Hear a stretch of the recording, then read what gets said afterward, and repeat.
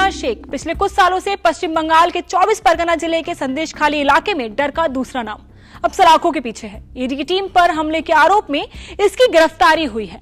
55 दिनों से ये फरार चल रहा था। इस पर सुंदरखाली की महिलाओं ने यौन उत्पीड़न का आरोप तो लगाया ही था, साथ ही इस पर कब्जे और गुंडई के भी आरोप लगे हैं। सालों पहले बांग्लादेश से संदेशखाली आया शाहजहां शेख ने कुछ ही वक्त में अकूत संपत्ति जमा कर ली और बन गया इस इलाके का डॉन। नमस्कार, मैं हूं सुकन्या सिंह जादू। इंडिया टीवी एक्सप्लेनर में आज शाहजहां शेख के खौफ के साम्राज्य की कहानी। कैसे बना शाहजहां शेख संदेशखाली का डॉन? बताया जाता है कि शाहजहां शेख बांग्लादेश से भागकर पश्चिम बंगाल आया था। 24 परगना के संदेशखाली की सीमा बांग्लादेश से सटी है। शुरुआत में यहाँ उसने खेतों और ईंट भट्टों पर मजदूरी की, नाव और सवारी गाड़ी भी चलाई।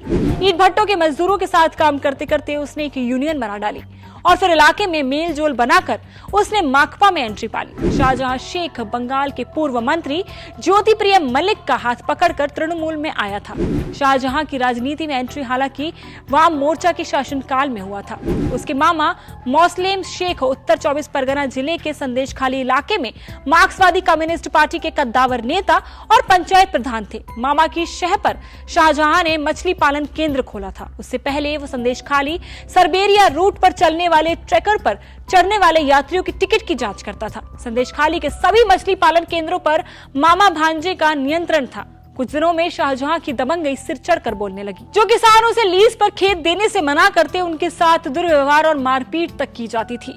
वक्त के साथ उसने पहले किसानों को लीज की रकम देना बंद कर दिया, फिर खेतों पर ही कब्जा जमा लिया। बंगाल में सत्ता परिवहन की लहर चलने के साथ ही शाहजहां ने मार्क्सवादी कम्युनिस्ट पार्टी से दूरी बनानी शुरू कर दी थी। 2011 में तृणमूल कांग्रेस की सरकार बनने के बाद 2013 में वो भी ममता बनर्जी की पार्टी में शामिल हो गया, लेकिन उसके कारनामे, गुंडई और अत्याचार नहीं बदले।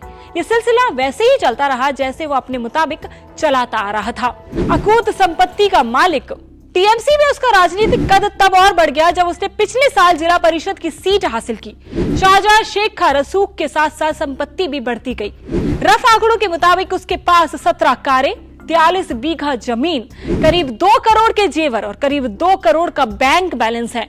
आंकड़े ऊपर नीचे हो सकते हैं। शाहजहां के करीबियों में शिबू हजरा और उत्तम सरदार के नाम आते हैं। ये लोग उसके स्थानीय गुर्गे की तरह काम करते हैं।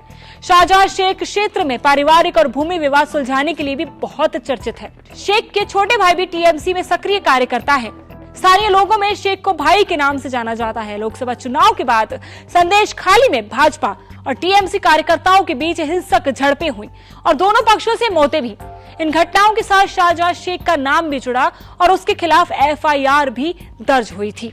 तो ये थी आज की खबर, आज के एक्सप्लेनर। ऐसे ही तमाम एक्सप्लेनर्स और खबरों के लिए जुड़े रहें इंडिया टीवी के साथ।